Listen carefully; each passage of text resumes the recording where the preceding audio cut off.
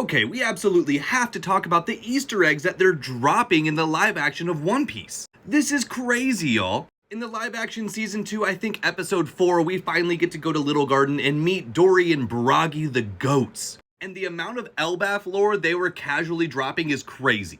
I will say I'm going to give a spoiler alert up through Egghead for my anime and manga readers. If you have watched or read that far, then you should be totally safe. I'm not going to get too deep into crazy Elbaf stuff. But the conversation still has to be had. You have been warned. Let's get it. When Dory was having a conversation with Luffy and Vivi, we see these 3 whittled statues behind them. And one of them is pretty obvious. That middle one right there is his bestie Bragi. Not much theory crafting or anything to do about that. But who are these other 2?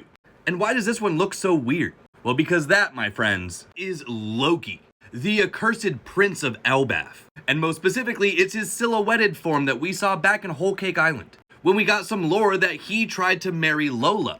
And this statue not only has the crazy looking head, but the little flower that he was handing her as well. And of course, us manga readers know that Loki is quite the pivotal character now that we've made it that far in the story. And it's so cool to see the live action making what I would call a call forward to something we're probably never going to see in this format. But let's move on to this interesting looking character right here. Who the heck is that?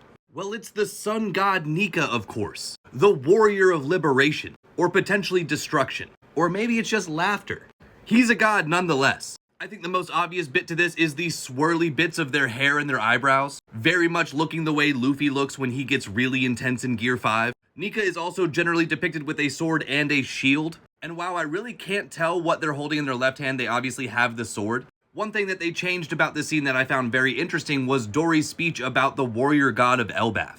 In the manga, he says this is the judgment of Elbaf, the god of war. Whereas in the live action, he mentions the sun god Nika specifically. Now, as manga readers, we know those 2 things are a bit different. But without getting into the weeds, I think that confirms that this is obviously just Nika, a representation of the sun god. And the fact that we get a Nika the sun god name drop this early in the series, it really makes me wonder how much more they're going to be able to condense into this story. The live action is absolutely taking a different direction than the manga and the anime, quite obviously. And of course, the big question for everybody is how far are they going to get?